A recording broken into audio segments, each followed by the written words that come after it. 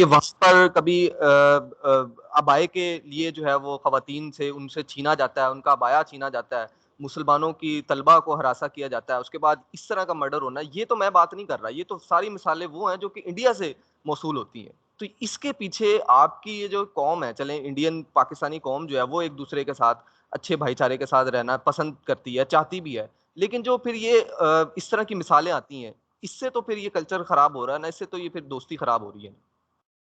नहीं, देखिए वो दोस्ती खराब होती रहेगी जब तक आपका नजरिया ये रहेगा।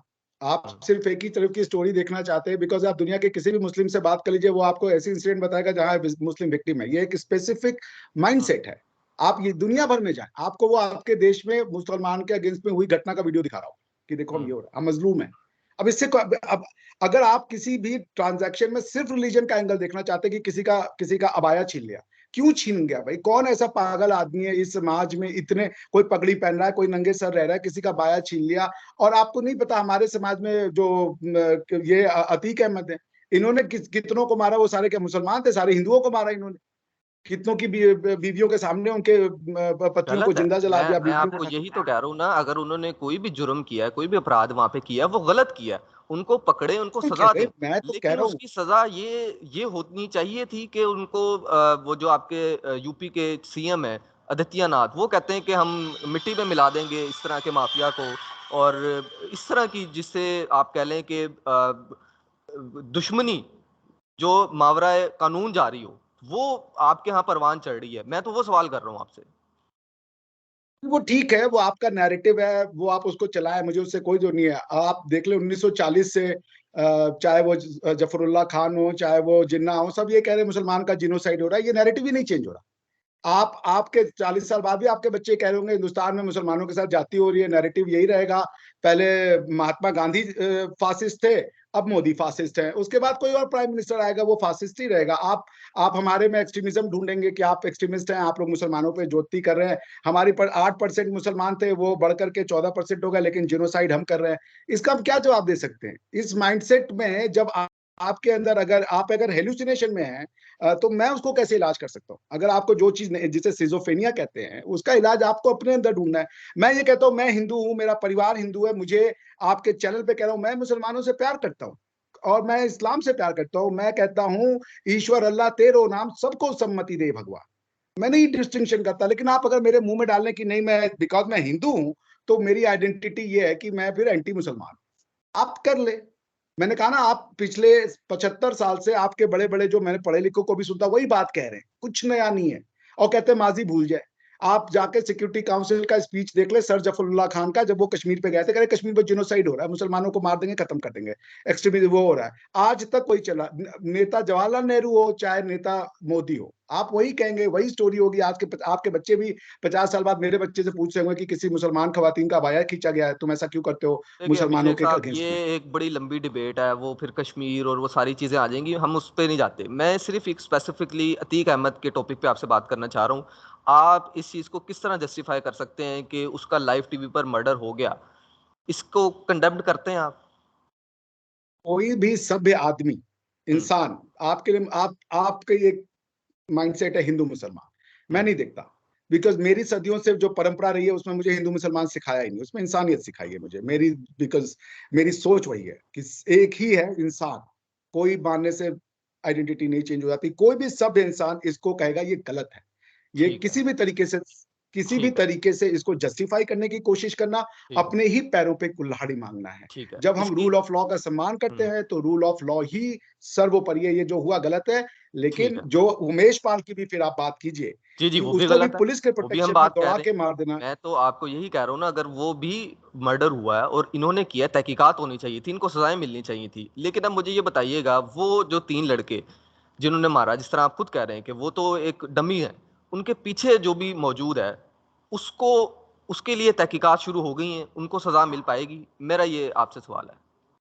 आप मुझसे ऑनेस्ट आंसर सुनना चाहते हैं या मैं आपको एक बनावटी आंसर दे दूँ? नहीं, नहीं, ऑनेस्ट आंसर सुनना चाह रहा हूँ ऑब्वियसली। अगर आप ऑनेस्ट और सच्चा आंसर सुनना चाहते हैं, जब आप कोई भी नियम है, हुँ, कानून जिसकी आप बात कर रहे हैं कि विधि सम्मत कार्य प्रक्रिया होनी चाहिए, हुँ, तो वो जब आप चलने ही नहीं देंगे। हुँ, राजू पाल और उमेश पाल को इसलिए मारा क्योंकि वो गवाह थे। हुँ, आप गवाह को गोली मार देंगे और कहेंगे कि आप मुझे सजा दिला दो। आप जेल को अपना एक प्रोटेक्टेड किला बना लेंगे और वहां से बैठ के आप हत्याएं करवाएंगे और कहेंगे कि 18 साल बाद मुझे चैन की नींद आई, मैंने साले को गोली मरवा दी। आप हुँ, अगर लॉ की प्रोटेक्शन चाहते हैं तो लॉ के नियम में खेलिए ना। आप इतने पढ़े लिखे समझदार व्यक्ति हैं, आप लॉ को नहीं मानेंगे लेकिन लॉ आपको माने। जब हुँ, आप लॉ से ऊपर हो जाते, जब आप हुँ, अनटू योरसेल्फ लॉ हो जाते हैं, फिर एक्स्ट्रा लीगल मैकेनिज्म्स उठाने पड़ते हैं आपको हुँ, फिर उस सिस्टम में लाने के लिए। आप कैसे हुँ। अतीक को सजा दिलवाते, जब वो कोई भी उनके अगेंस्ट में जाता उसको वो गोली मरवा देते थे। आपके कोई भी पास उसका पुलिस फ़ोर्स परिवार होता मौजूद तो है, उसको आपके कहते पास थे कि कानून मौजूद है, आप उनके खिलाफ चार्जशीट फ़ाइल करते, उनको सज़ा देते। कैसे देते इतनी साहब, कमज़ोर है 40 सर साल आप? लग गए। कोर्ट के तो हाथ बंधे हैं ना। कोर्ट क्या एक मैकेनिज्म है to establish the fact. Criminal हुँ, प्रोसीडिंग्स में एक मैकेनिज्म है जिसमें हमको आपको मानना पड़ेगा कि अगर जज ने कहा कि ये है तो वो फैक्ट है, अदरवाइज वो हुँ। आपका जो है इमेजिनेशन है, स्पेस एंड टाइम एग्जिस्ट नहीं करता। नहीं, आप सच सर भी ये हो कह रहे मगर हैं कि अतीक अहमद ने स्टेट विद इन स्टेट बनाई हुई है। मैं आपसे ये कहना चाह रहा हूँ कि आपके पास तो पुलिस फ़ोर्स मौजूद है, आपके पास अदालतें मौजूद हैं, कानून मौजूद है। उनको 100 से ज़ायद मुकदमा थे क्राइम के, हमें ये पता लगा है उनके ऊपर।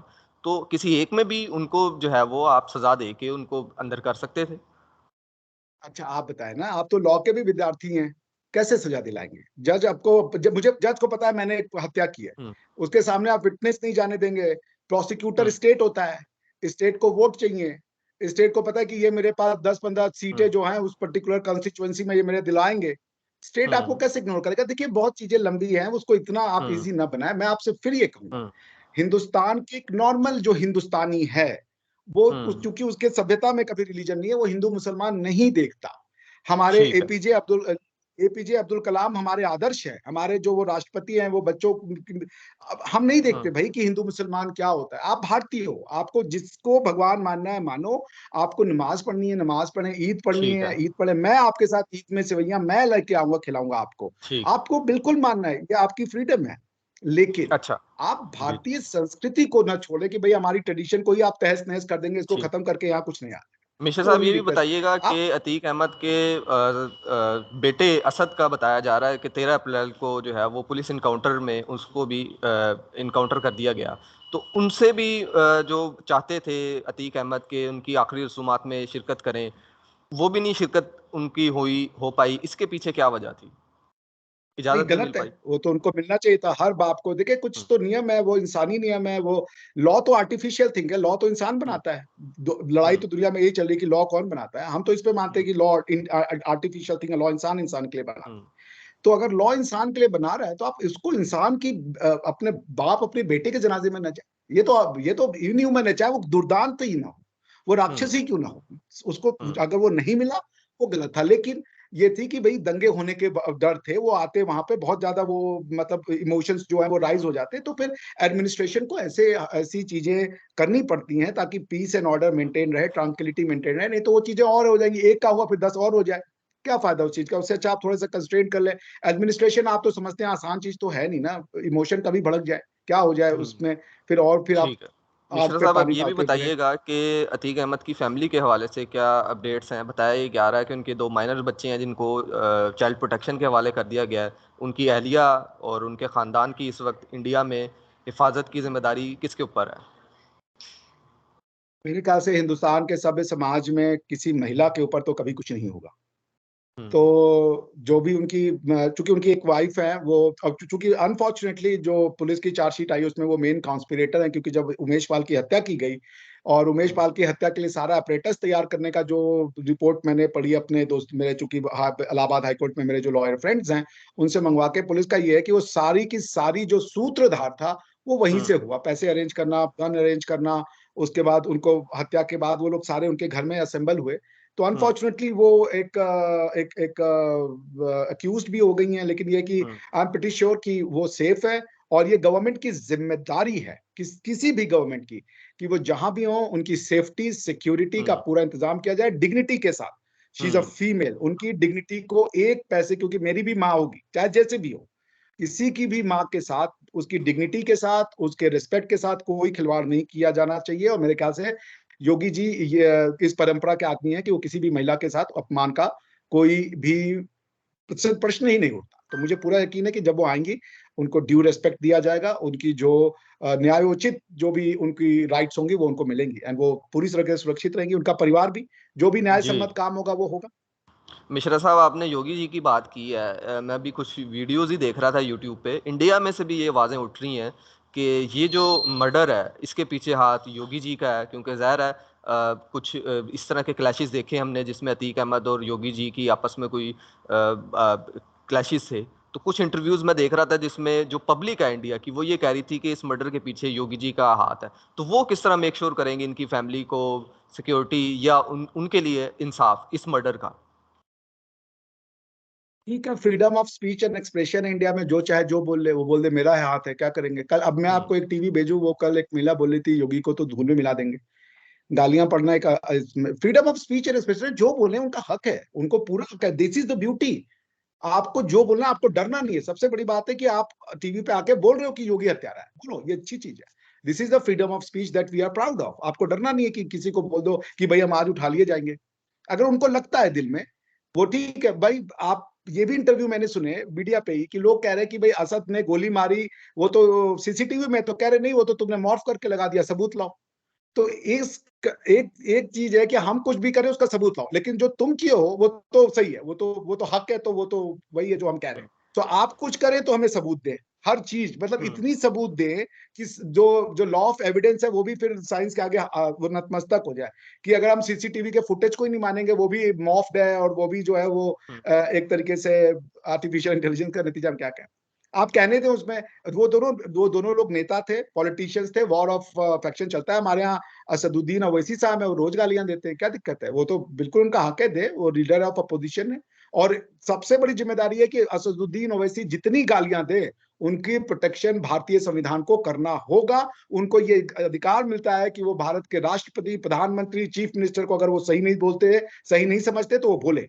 क्योंकि जिस दिन वो डर जाएंगे ये बोलने से, उस दिन भारतीय समाज का पतन होना शुरू हो जाएगा। भारतीय राष्ट्र की नहीं बात कर रहा हूं, जितने भी लोग हैं, जो भी आप इंटरव्यू देख रहे हैं, ये बिल्कुल मेरे लिए ठीक है। फक्र की बात है कि वो बोल रहे हैं बिल्कुल कि ठीक। योगी ने हत्यारा है या अभिषेक मिश्रा हत्यारा है। ये अच्छी चीज है, बोलना चाहिए उनको, बिल्कुल अगर ठीक। उनको ये लगता बिल्कुल है ठीक। तो।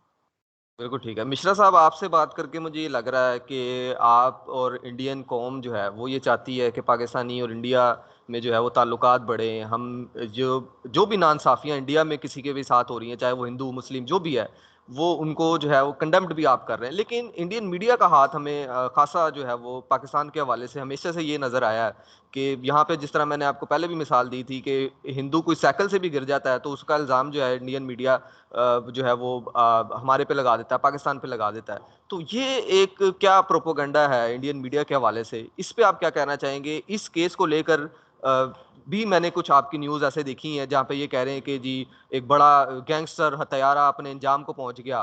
तो ये अपनी उनकी कौम को बेवकूफ़ बनाने के लिए इंडियन मीडिया ये जो प्रोपेगेंडा कर रहा होता है, ये सही है?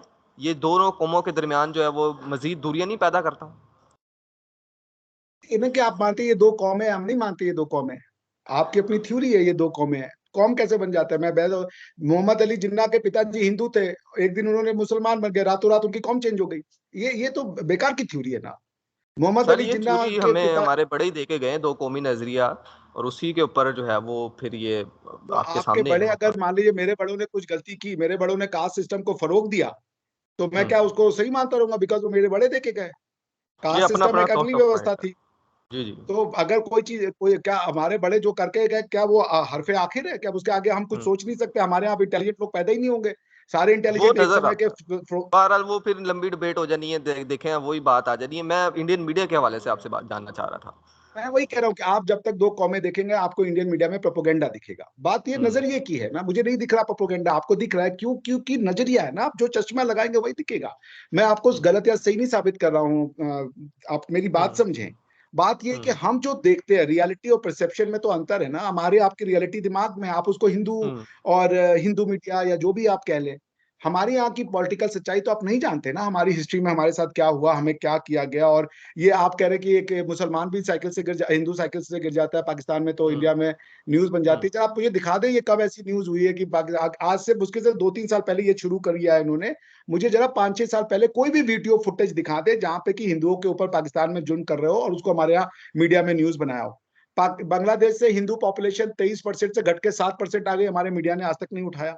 आपके यहाँ पे क्या हो रहा है आप उसको मानते ही नहीं है, क्योंकि आप तो कभी गलती कर ही नहीं सकते। This beauty with you is that सारी तो दुनिया गलत है, हम सही हैं।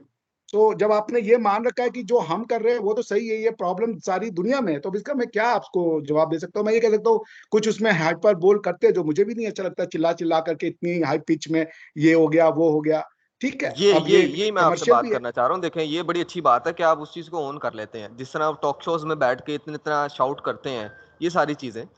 इस हवाले से मैं आपसे जानना चाह रहा हूँ कि अभी भी मैं कुछ न्यूज़ आपकी यूट्यूब पे यही सुन रहा था कि अपराधी को उसके अंजाम तक पहुँचा दिया गया है। ये इस तरह की बात करके जो है वो इंडियन कौम को ये बताना और ये उनके जज़्बात को भड़काने वाली बात है कि जो अगर आपको हमारी यूपी हुकूमत से टकरा रहा था या इस तरह के अपराध कर रहा था, उसको फिर उसका अंजाम हम ये करते हैं। ये मैं जानना चाह रहा हूँ असल चीज़ कि ये सही है? ये सही हो रहा है आपके यहाँ? देखिए, अब इसको सही और गलत का फिर डेफिनेशन क्या है मैं नहीं हुँ, जानना चाहता। देखिए, किसी भी तरीके हुँ, का इस तरीके का समाज में उन्माद फैलाना ठीक नहीं है, मगर ये बात तो सही है कि अतीक के सताए हुए बहुत लोग थे। उनका हुँ, चेहरा तो आप नहीं देख सकते। आप जाके राजू पाल की माँ को देखिए कि पहले छोटे बेटे को मारा, फिर बेटे को मार दिया, फिर उसके बेटे को मार दिया। दरेआम कि तुम हिम्मत कैसे कर रहे हो मेरे सामने? तो देखिए सब लोगों के अंदर है ना भाई कि न्याय तो मिले हमें।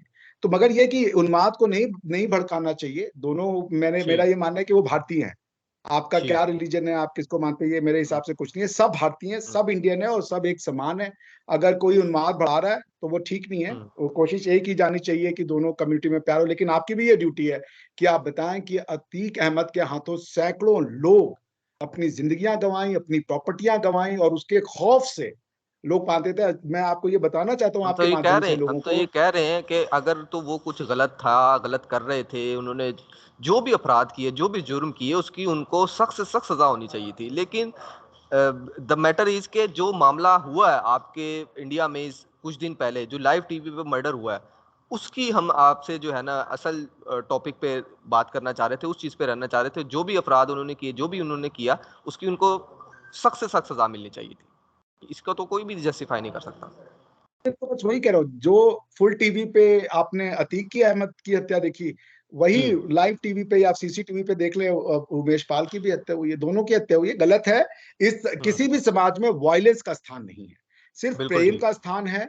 एक दूसरे के प्रति सम्मान का है, सहिष्णुता का है, टॉलरेंस का है, एक दूसरे के साथ मिलके अपना खाना खाने का। हम एक ही मिट्टी के लोग हैं। बिल्कुल ठीक, हमारी मिट्टी बिल्कुल एक है, ठीक, हमारी पहचान बिल्कुल एक है, ठीक, हमारे ठीक है, हमारे हमारे दिमाग में अलग-अलग बिल्कुल खुदा ठीक, हो सकते हैं, उसकी हमें आज़ादी है। बिल्कुल, लेकिन हम बिल्कुल आप ठीक, एक हैं और उम्मीद करता हूँ कि हम ऐसे ही रहेंगे। हमारी आपकी बिल्कुल ठीक। पहचान तो एक है सर।